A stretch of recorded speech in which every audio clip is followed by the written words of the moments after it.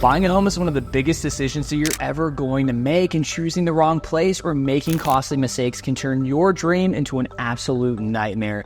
But do not worry, we're here to help, and in this video, we're gonna walk through a comprehensive guide to buying a home in Perry, Georgia, so that you can avoid the pitfalls and make a smart, confident choice. Let's dive in.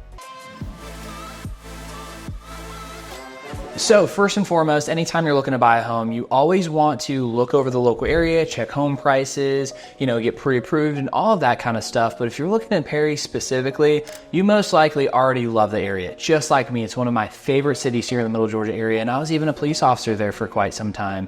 So a couple things about Perry that you need to know if you don't know a whole lot about it. We have an amazing downtown area. The Georgia National Fairgrounds is there. The police department is absolutely amazing. And you have that hometown feel with the city. So you still have groceries, you still have great school systems, but you're not driving super far, but you still feel like you're kind of out in the country a little bit. It is best of both worlds. But if you are looking to buy a home over here in Perry, Georgia, first and foremost, you need to get pre-approved. So you probably heard this 1,000 times, but the pre-approval is super important, not just to have a letter in hand, but to know your financing options. You could do FHA, VA, USDA with some certain property types. And this is going to significantly change the terms of your mortgage. So for example, a lot of people think that you have to have 20% down in order to purchase a home in Perry. Well, you don't. Okay, the average first-time home buyer only puts 6% down, with the average person that's bought in multiple homes puts down anywhere between 13% to 16%, and that is all dependent on your current situation. So something to think about. For me, for example, I'm a veteran and I have at least 30% disability, so I didn't have to pay a VA funding fee. I put $0 down and I got the builder of my current home to pay all closing costs. So I moved into my home for $0 and my monthly payment, it's where I want it. I was thinking that I was going to move into a fancy apartment complex. That rent is the same as my mortgage. So it all depends on your current situation. So don't feel bad, don't get scared when you're going to talk to a lender. Come up with a strategic game plan. And if you need help, I have awesome contacts with somebody that you should reach out to now. You can use whoever you want, but I'll show you who I use myself for my real estate and who I trust. Next, you got to know a little bit about Perry, right? The average home price over in Perry, Georgia is sitting at $294,000. It's slowly increasing over time. The home price appreciation in the local area is just above 3%. Now, if you look back in 2020 through 2022, we're looking at like 9-10% increases year after year, but the market's settling a little bit, right? Interest rates just went from over 7% down into the 6% range, and there's a lot of awesome stuff happening. Will home prices decrease? No. I just did an hour-long presentation on YouTube Live last Thursday going over why. If you want to know, check out that video on the YouTube channel. It is literally graphs nerding out for an hour. Everything you could ever need to know about interest rates, why everything is doing what it's doing, etc. But when it comes down to home prices, you need to understand something. Warner Robins, Georgia is $252,000. Macon, Georgia is even less. Bon Air and Kathleen, that are just north of Perry, are in the $300,000 to $330,000 range. Perry is that nice middle ground where you can still get an amazing house, but most importantly, at an amazing price. So when it comes down to searching for home data and market trends, figure out what you need for the family. How many bedrooms? How many bathrooms? Do you want land, right? Is getting a new construction important to you so you don't have to replace water heater, roof, HVAC system down the road? Stuff like that. And me personally, I have an awesome customized real estate website that will send you homes just like a Zillow or Realtor.com would, except for my website goes a little bit deeper when it comes down to like amenities and school systems and drive time and distances and stuff like that to be able to help you out. If you need help, it's in the description below. Also, feel free to search wherever. And also, if there's a specific home that you're needing information on, shoot me a text message. I'll get it right over to you. And I'm going to give you a couple of tips if you're a first-time home buyer, if you're watching this video. If not, still awesome information before we dive into the steps on buying. And number one for first-time home buyers, you have to understand your financial limitations. I'm not here to tell you that you can't afford, billions of dollars for the homes. I'm not here to offend you or anything else.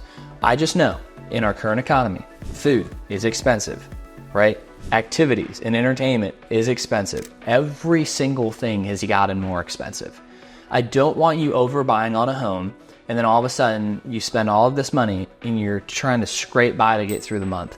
Understand your financial limitations, get with a trusted lender, figure out what you can afford, and stick within that price range. And what I would recommend, let's say, for example, if the home prices within that range can't fit your budget, but you still need a certain size house, we can search certain local areas that you're still within driving distance to work, good school systems, price appreciation over time to make sure that you're making a great investment. Open up the box a little bit. Perry might not be just the area in which you could live. Bon Air, Kathleen, Byron, there's Warner Robins, there's Centerville, there's Elko, there's nice little pockets of areas all within this local area as well, so might have to think outside the box. Next on the list, do not get this wrong. School systems and amenities, are they important to you? If so, make sure that the homes that you're looking at match those school systems and match the amenities. Because the worst thing that you could do is say, hey, this land down here in Elko is dirt cheap, I want it. Then you're driving the kids over 30 minutes to go to school, and you got to drive 30 minutes to go to the grocery store. Something to think about. And last but not least, real quick, for the first-time home buyers, or really any home buyers in general, think about a couple things: maintenance and property taxes. Different cities have different property taxes. For me, for example, I get my legs broken off over here in Byron because I happen to be within city and county making my property taxes almost $900 and some a month. It's outrageous. I didn't look into it before I bought my home. I was just like, this is the home that my wife wants. I'm going for it, okay? Do yourself a favor. Look into home maintenance and, at the end of the day, property taxes. And what I mean by home maintenance is, are you buying a 20-year-old home that doesn't have a new roof or new water heater or new HVAC system? Because you are going to have to replace those soon, and that is going to be out-of-pocket expenses unless you get a home warranty. And then you're looking at anywhere between $300 and $700 a year for that, and you're still going to have to pay money on top of it if something breaks. Think about it. But hey, let's jump into what you need to know about the buying process. I'm going to give you a quick deep dive on buying a home. I have a 27-minute guide on my YouTube channel that breaks it down in depth, but for the sake of time, I'm going to show you exactly what to do.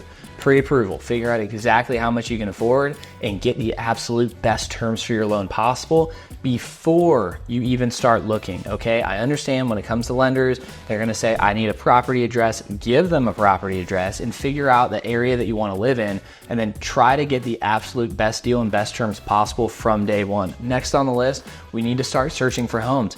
Let's check out some local areas that are within the amenities, the school systems, the grocery stores that you want. And let's start getting eyes on property, walking through, seeing what is absolutely best for you. If you're not in the local area, we can shoot a video tour for you. If you are local, it'd be awesome to be able to meet you in person. We'll start going through these properties. Next, we're gonna start writing offers, right? My strategy when it comes to writing offers, if you've never read the book, Never Split the Difference, it was written by an FBI negotiator. We will get you the best deal possible, okay? We're going to have a strategic meeting when it comes down to your offer, because this is game day. Now, let's say the offer doesn't get accepted. We're gonna counter. If it does get accepted, we're going to be what's within called a due diligence period over here in the state of Georgia. Due diligence, typically I recommend anywhere between 5 to 7 days. If we're trying to get it down, trying to win an offer on something that's competitive, we can do it in 3. We're gonna hire a home inspector to make sure that the home is what we believe it is to be. Plumbing, electrical, foundation, roof, water heater, HVAC, everything is going to get checked by this home inspection. Then we're gonna get together, either phone call, in person, Zoom, go over the home inspection list, and from there, we're going to see what we want repaired, replaced, or check off the box, okay, we're not worried about it because it's cosmetic or normal wear and tear. From there, while we're under the due diligence period, we need to make a decision. Are we going to move forward or are we going to back out? Your money is currently protected during this time. The earnest money that you put in to say, hey, this is my, goodwill, saying I want this property if it is what I still believe it is to be. If you pass that period of time, they get to keep that money. But if we're still within it, we still have time to pull out. But let's say we don't want to pull out. From there, we are going to be doing so many different things. A home appraiser is going to go out and check that value of your home. If it comes back and the value is good, we're good to go. If it comes down under, they go through what's called Clearwater. And from there, they are going to have to fight to try to make more money, sending comparables, you know, stuff like that. Tidewater, not Clearwater. Clearwater is my favorite beach in Florida. Tidewater. Long story short, you have nothing to worry about. Our team is going to take care of all of those things for you. The only thing you need to do is sit back, relax, and figure out how are you going to get all your new stuff to your home. Make sure that you bring your ID to closing. And last but not least, what time are we going to dinner? Because we're taking you out and we want to be friends. Okay, we have your back throughout the entire process. Now, if you want a super in-depth guide on everything that I just said for 27 minutes and you're not tired of my face talking to you on a screen right now, go check it out. It's on the channel. Now, let's talk about a few key mistakes that I see all the time that I do not want you to make. And number one is not getting pre-approved. You find the house, you fall in love, you want it. Guess what? Pre-approval, depending on which lender you go through, can take anywhere between 24 to 48 hours. If they're moving fast, sometimes longer. And guess what? The house could already be gone. It can trip you up. It can make you discouraged, and it stinks. And next on the list, when it comes down to huge mistakes that I always see, people only look at principal when it comes to their payment. You have principal, you have interest, okay? You have taxes, and you have insurance, not to include water. You have, you know, electricity. You have to mow your lawn, so you most likely have to buy a lawnmower. There's all of these other expenses. Get a notebook, figure out a budget, figure out exactly how much you're going to it's going to cost for home ownership, and make sure that all of those align. Not just what a lender tells you, okay? Because you can get up to 36%, if I'm not mistaken, debt to income ratio. Most lenders only allow you to go to 36%. But if you're at 36% with your mortgage, add on all of those other items, you're getting closer to the 50% range, plus you have car payments of food and entertainment. You don't want to be drowned. And the biggest one, do not under any circumstances skip the home inspection. I don't even care if it's a new construction house. My house that I'm living in, my hot water, okay, goes to my toilet. It used to go to my hoses outside. There was a bunch of stuff wrong in the attic. Everywhere you could see had insulation. The whole other side of my home, no insulation at all. It only had one return vent versus the two that it's supposed to have. And no joke, I had a 24-page list, okay? It's a new construction home. How is there 24 pages of things that are wrong when it's brand spanking new? And what it comes down to, going on a little rant right now, subcontractors. The builder that I went through, I won't name his name because he's probably not going to be a builder anymore. After how bad he did it, a couple of mine and my neighbors' homes after the fact, looked really good. That guy skipped the inspection. Horrible idea, okay? What happens when you hire out a bunch of subcontractors and get paid? They just didn't care. Okay, now I'm not saying that's all builders. I know some of the best builders in the local area. I trust them, and guess who's gonna build my next house? One of them, okay? That's what I just have to say, but please, please, please, no matter the home, I don't care if it's an investment property, I don't care whatever it is other than a foreclosure, because you can't get a home inspection. And last but not least on this video, if you're planning on moving to Perry, who is Perry for? Perry is usually for those people that want a town that's laid back, it's southern, everybody knows each other, it's safe, you walk downtown, you're not worried about crime for the most part. I mean, every city has their crime, but Perry is very, very, very low on the scale. If you go on niche.com, you can check out those statistics.